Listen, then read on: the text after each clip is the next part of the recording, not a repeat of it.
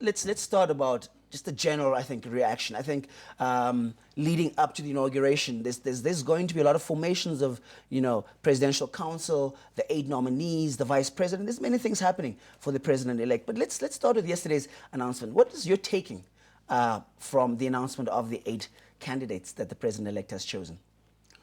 Well, I think it is a mixed bag. Mm-hmm. And many factors were brought to bear on that.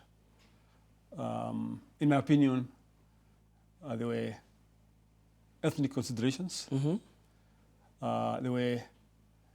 There was age consideration,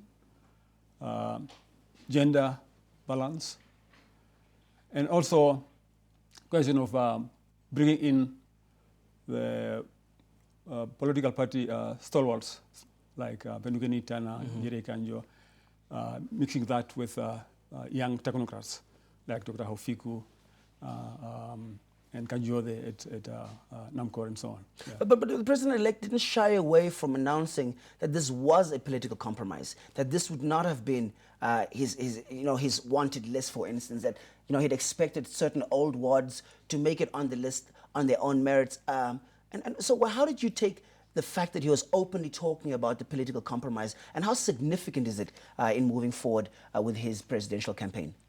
Well, I think if you look at people like Jere Kanjo and Pendukeni Intana, for example, these are people who were standing against him at the last party congress. Mm-hmm. And I think by bringing them in, Hage Geingob has shown leadership and vision. Mm-hmm. Because you have to remember that these people represent some constituencies within the SWAPO political party. And if you bring them in, then you also, as it were, win over their constituencies. I think it's good for stability within the SWAPO political party. It is good for stability in Namibia.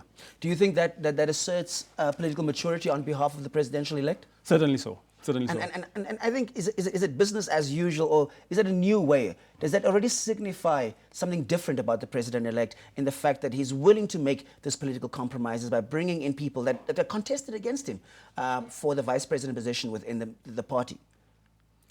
Well, I think Hage Geingob is a very excellent administrator, mm-hmm. and I'm sure whoever is going to serve in his cabinet will have really to deliver. I worked with him for many years in the office of the Prime Minister, and he is a good listener. But I can tell you he is going to keep his politicians, his ministers on their toes. They have to deliver.